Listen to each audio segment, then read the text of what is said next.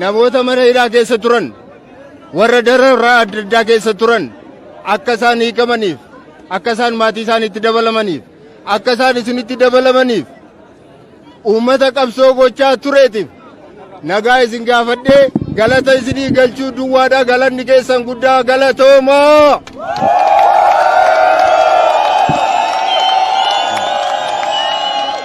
Sabni tokko ta'ee sabni wal dhaga'u sabni gamtaa qabu yoomiyyuu alagaa jala hin jilbeenfatu.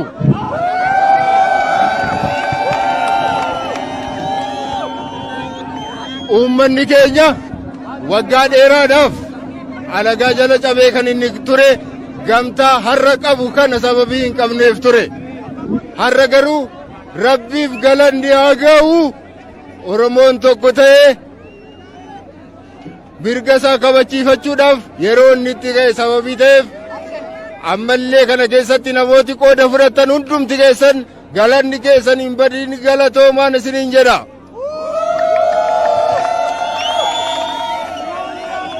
Naamusa amma qabnu kanan wallaga'uu amma qabnu kanan jaalala amma qabnu kanan tokkummaa amma qabnu kanan itti hafuufnu.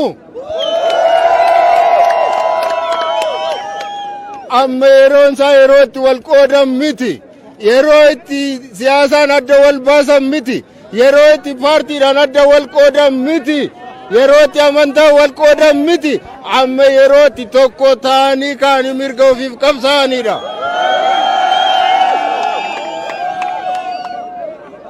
Kanaatiif ammallee qabsoo guddaatu fuula keenya dura jira. Qabsoo baay'eetu jira.